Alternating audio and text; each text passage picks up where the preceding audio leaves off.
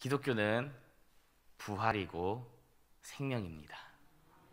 부활과 영생이야말로 기독교의 핵심적인 교리라고 할 수 있습니다. 우리가 살아가다 보면 기적과 같은 일들을 경험할 때가 있습니다. 누군가의 인생이건 신이 머물다 가는 순간이 있다라는 이야기가 있습니다.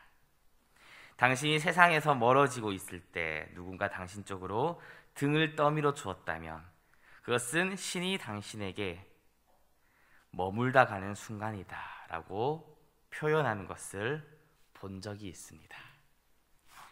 그리고 그런 기적을 경험한 사람들은 크게 두 가지로 나뉜다고 합니다.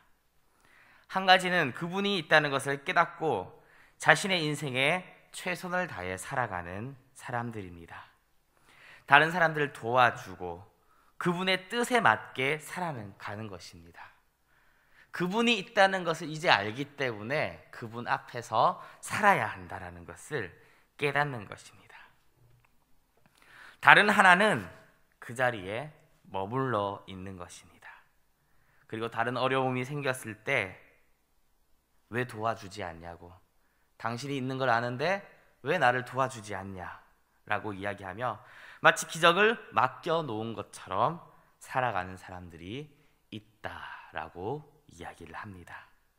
예전에 있었던 한 드라마에서 나온 이야기입니다.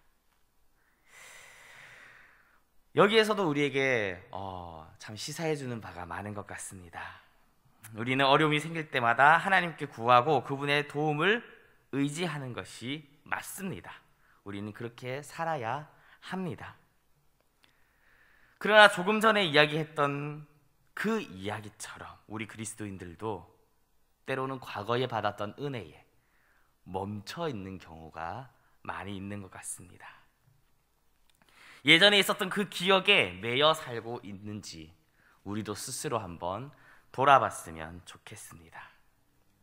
은혜를 사모하는 걸 말하는 게 아닙니다. 우리는 은혜를 사모하고 더 추구하고 갈급해야 합니다. 그러나 그것이 아니라 하나님이 나를 찾아와 주시고 하나님이 살아계심을 경험했는데 왜 또 보여주지 않냐고 그 자리에 멈춰버리는 것을 말합니다. 내 삶은 그대로라도 그 은혜는 매일매일 계속돼야 하는 것이 당연한 것으로 생각하는 것입니다. 내 노력과 상관없이 만나 주실 수 있는 분이기에, 그리고 실제로 우리가 그렇게 경험했기에 우리의 노력과 우리의 힘이 아닌 그분의 전적인 사랑으로 그분이 먼저 우리에게 다가와 주셨기 때문에 앞으로도 나는 가만히 있어도 예수님이 나를 계속 만나 주셔야 되지 않냐. 나는 이 자리에 그대로 머물러 있지만, 나의 믿음은 그대로지만, 나의 신앙은 이 자리에 그대로 있지만 하나님이 나를 계속 찾아와 주시지 않느냐고 그렇게 원망하고 불평하는 경우가 있습니다. 예전에는 진정한 은혜를 경험했는데, 예배 가운데 그 감격이 있었는데, 기도가 뜨거웠는데, 우리 교회의 과거에는 얼마나 그 기도가 뜨거웠었는데 라고 이야기하면서 지금은 왜 이럴까? 지금은 왜? 지금의 예배는 마치 예배가 아닌 것처럼, 자기가 경험했던 그 참된 예배가 지금 없다고 투덜거리고 원망하고 불평하는 경우들도 있습니다. 내가 경험했던 것은 이런 게 아닌 거죠. 나는 진짜를 봤으니까 그게 갈급한데 그게 채워지지 않기 때문에 계속해서 원망하는 경우가 있습니다. 그러나 우리가 예수님과의 관계를 조금 더 인격적으로 생각한다면, 예수님이 먼저 우리를 찾아오셨으면 이제는 우리가 그분께 헌신하고 이제는 내가 그분의 자리로 가야 할 때인 것입니다. 그분이 먼저 나에게 다가오셨으니 이제 나도 그분께로 가까이 가야 합니다.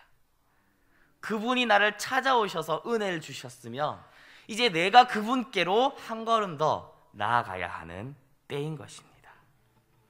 참된 예배를 주셨으니, 경험했으니 과거에 뜨거웠던 그 기억이 있으니 이제 그 예배를 위해서, 그 뜨거움을 위해서 내가 헌신해야 할 때라는 것입니다. 그 길 위에서, 그렇게 나아가는 길 위에, 주님 앞에 더 가까이 가기 위한 그 몸부림 위에서 우리가 지칠 때 하나님은 우리를 찾아와 주시고 위로해 주시고 하나님의 사랑을 다시금 기억하게 하실 것입니다. 더 큰 은혜를 우리에게 허락하실 것입니다. 오늘의 말씀에 보면 새벽 일찍 예수님을 찾으러 무덤에 온 여인들이 있습니다. 그들은 마지막에 예수님을 보았던 그 장소를 기억하고 있습니다. 그렇기 때문에 안식일이 지나자마자 새벽 일찍 향품을 준비해서 무덤으로 갔습니다. 그러나 그곳에는 주님이 안 계셨습니다. 예수님이 없었습니다. 큰 돌은 굴려져 있었고 예수님의 시체는 보이지 않자 그들은 근심하고 걱정했습니다. 그때 찬란한 옷을 입은 두 사람이 이야기합니다. 어찌하여 살아있는 자를 죽은 자 가운데서 찾느냐? 그들이 근심했던 이유는 살아있는 자를 죽은 자 가운데서 찾았기 때문입니다. 우리가 예수님을 죽은 자 가운데서 찾는다면 그것은 우리에게 근심을 더할 뿐입니다. 우리가 예수님이 살아계신 것을 인정하지 못하고 단순히 좋은 가르침으로만, 내가 죽은 후에 천국 가는 정도로만 생각한다면 예수님이 일하시는 놀라운 기적들은 우리의 근심을 더할 뿐입니다. 그 놀라운 일들이 나에게서 멀기 때문에 우리에겐 근심이 더해질 뿐입니다. 그 자리에 멈춰서 원망할 뿐입니다.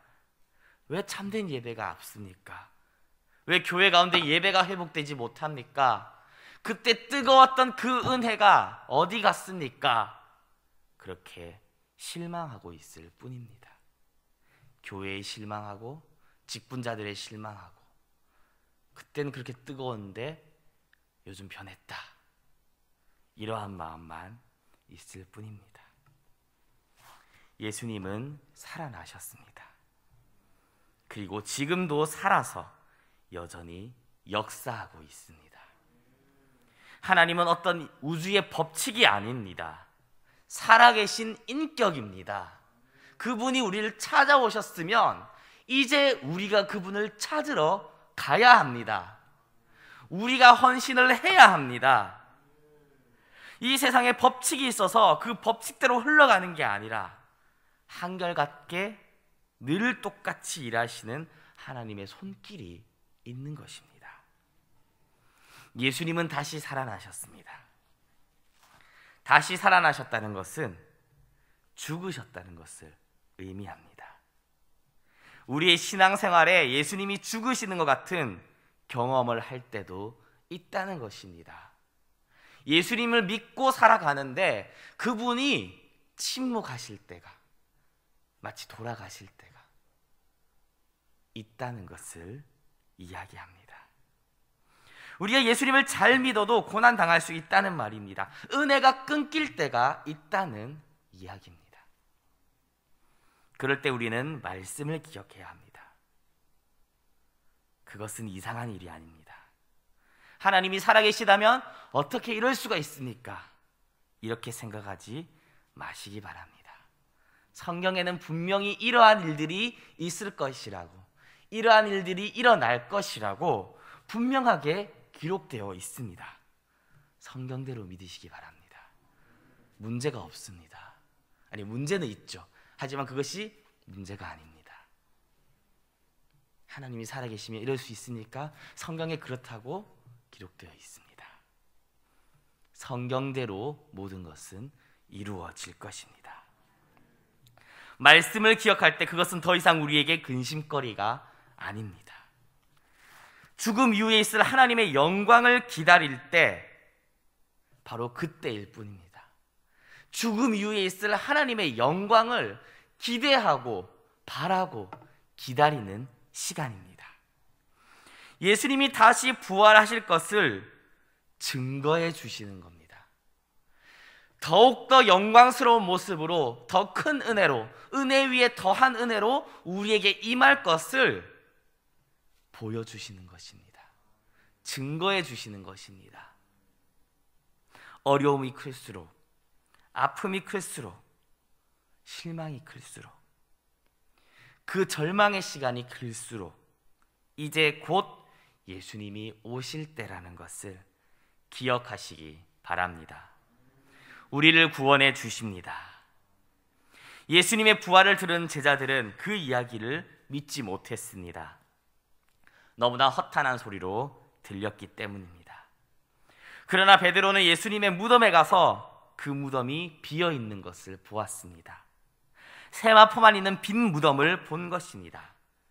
이것은 그에게 증거가 되었습니다. 예수님이 우리의 삶을 변화시켜 주신다고 하면 지금까지 안 그러셨는데, 혹은 아주 예전에 그러셨지, 그리고 그것이 무뎌지고 어느 순간 잠잠해지는 그러한 시기도 우리 가운데 있을 수 있습니다. 그리고 얼마나 더 기다려야 되나 걱정이 될 수도 있습니다. 허탄한 소리처럼 들릴 수 있다는 이야기입니다. 그러나 말씀을 기억하신다면, 우리가 살아계신 예수님을 찾는다면, 여전히 살아서 역사하시는 그분을 우리가 찾는다면, 우리의 눈앞에 예수님이 살아계시는 역사하는 증거가 보이기 시작할 것입니다. 비어있는 무덤이 어떻게 증거가 되겠습니까? 여인들은 처음에는 예수님의 시신을 누군가 훔쳐갔을 거라 생각했습니다. 그것은 그들에게 근심거리였습니다. 걱정거리였습니다. 내가 예전에 받았던 그 은혜들이 지금은 보이지 않고 이제 없어져 버렸고, 그게 아닌데, 이게 아닌데, 분명히 예수님이 여기 계셨는데 보이지 않는 그것이 근심거리였습니다. 그러나 말씀을 기억하고 살아계신 예수님을 찾게 되자 굴려진 돌은 하나님의 기적이 되었습니다. 비어버린 무덤은 증거가 되었습니다. 그 안에 있는 세마포는 예수님의 부활하신 확실한 증거가 되었습니다. 우리에게도 이런 증거가 있지는 않습니까? 때로는 그것은 근심거리일 수도 있습니다. 하나님이 나의 앞길을 막으신다고 느껴질 수도 있습니다. 뭐가 막히십니까? 나를 막는 분이 하나님이시라면 좋은 것입니다. 해피엔딩이 보장되어 있기 때문입니다. 지금은 힘들더라도, 내 힘으로 할 수 없는 일들이 눈앞에 펼쳐져 있으니까 이제 주님이 일하실 때입니다. 예전에 경험했던 놀라운 은혜, 예배의 감격이 지금은 느껴지지 않습니까? 예전에 경험했던 그 뜨거웠던 기도의 은혜가 지금은 너무나도 약해져 있습니까? 이제 우리가 그 예배를 함께 만들어 가야 한다는 예수님의 초대입니다. 그 은혜를 함께 누리자는, 함께 만들어 가자는 그 은혜 자리로 우리를 초대하는 것입니다.